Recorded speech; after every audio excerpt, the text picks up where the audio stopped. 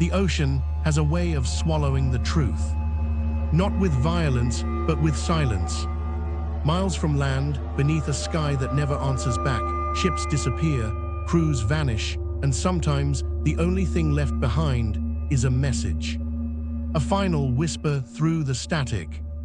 Tonight, we descend into one of the most disturbing maritime mysteries ever recorded. A ship, a crew found dead, and a message so chilling it still echoes through history. This is the story of the SS Ourang Medan. It begins in 1947, somewhere in the dark waters of the Strait of Malacca. The war had ended only 2 years earlier. The sea lanes of Southeast Asia were crowded again with merchant ships, tankers, and cargo vessels pushing through humid tropical waters. Then, sometime in the night, a radio operator aboard a nearby vessel picked up something strange. At first, it was just static. Then Morse code. Weak, broken, but unmistakably human. The message was short, terrifyingly short. All officers, including Captain dead, lying in chart room and bridge, possibly whole crew dead. The operator froze. This wasn't a distress call. There were no coordinates, no explanation, just death. Then the signal resumed, slower this time, as if the person sending it was struggling to remain conscious. One last sentence bled through the radio waves. I die. And then, nothing. No static, no signal. Just silence. Several ships in the area had heard the message, but only one responded quickly enough to locate the signal source.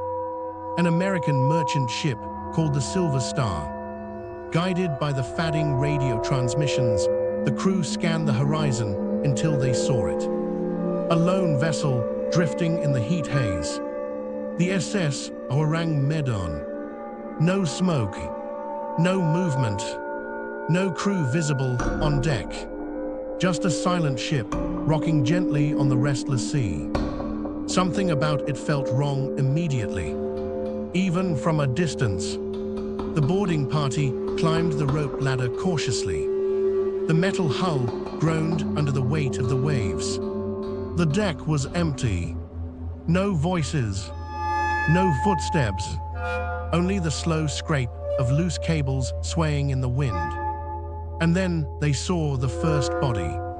A sailor lying flat on his back, eyes wide open, staring directly into the sky.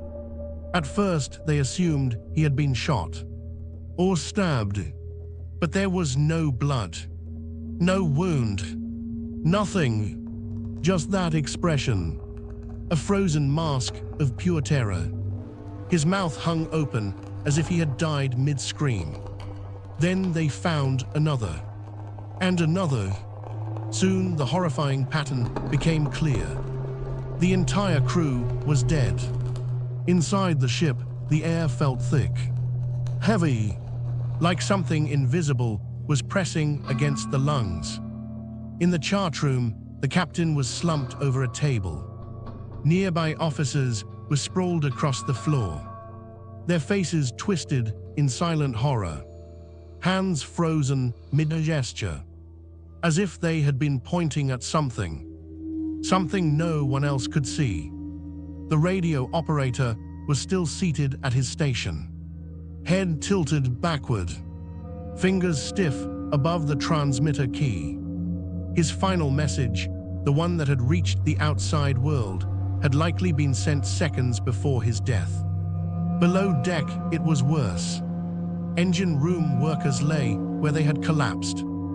One man had his arms raised defensively, as if shielding himself from an unseen attacker. But again, no wounds, no blood, just that same unbearable expression. Eyes wide, teeth clenched, fear carved permanently into their faces. The rescue crew searched every corridor, every cabin, every storage hold, Not a single survivor. Not even the ship's dog. The SS Ourang Medan had become a floating graveyard. But something else disturbed the boarding party. The temperature. Certain parts of the ship were unnaturally cold, despite the tropical heat outside, and a strange odor lingered in the air. Not rot, not smoke, something chemical, something sharp. Over the decades, investigators and historians have proposed several explanations. Some believe the ship was carrying illegal chemical cargo, dangerous substances like potassium cyanide or nitroglycerin. If containers had ruptured, toxic gases could have spread through the ship's ventilation system. Invisible, odorless, lethal, a crew slowly suffocating, unable to escape. Others point toward carbon monoxide poisoning. A malfunction in the engine room could have filled the ship with deadly fumes. The gas starves the brain of oxygen. Victims often experience confusion, hallucinations, panic, which might explain those expressions of terror frozen on every face. But there are problems with these theories. Carbon monoxide poisoning usually leaves victims unconscious quickly. It rarely produces the kind of intense fear reported by witnesses. And chemical leaks severe enough to kill an entire crew would likely leave visible damage, corrosion, burns, signs of exposure. Yet the bodies of the Ourang Medan showed none. And then, there are the stories sailors whisper about when the lights are low. Some claim the crew encountered something not meant to be found. A presence in the cargo hold, or something rising from the deep beneath the ship. Witnesses from the Silver Star later recalled the expressions on the dead sailors' faces. They all looked as if they had died staring at the same thing. Something above them, something horrifying. Of course, there is no evidence for such claims, but the sea has always been fertile ground for legends. And the Ourang Medan gave birth to one of the darkest. The rescue team prepared to tow the ship back to port. Investigators wanted answers. Cargo logs, manifests, anything that might explain what had happened aboard the vessel. But the ocean had other plans.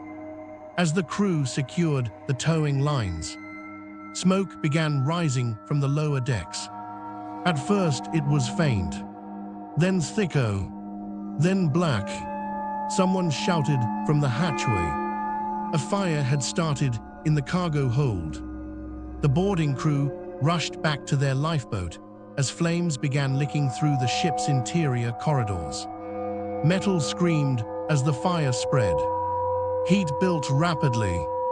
Then, without warning, the SS Ourang Medan exploded. A violent blast ripped through the hull, sending a column of smoke and debris high into the sky. Within minutes, the ship began to sink.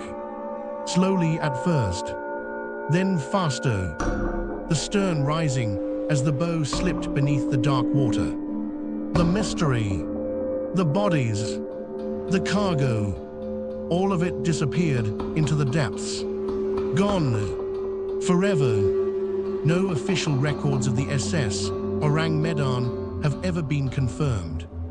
Some historians argue the ship never existed, that the story is nothing more than maritime folklore. But the radio transmissions, the rescue testimonies, and the chilling final message continue to surface in archives and retellings across the decades. Somewhere beneath the waters of the Strait of Malacca, if the wreck truly exists, it still rests in darkness. A steel coffin holding its secrets tight. And perhaps, if radios were quiet enough, if the ocean allowed it, we might still hear the final words of the man who tried to warn the world. All officers, including captain, dead. Possibly whole crew dead. I die. The ocean never explained what happened aboard the SS Ourang Medan. And maybe it never will.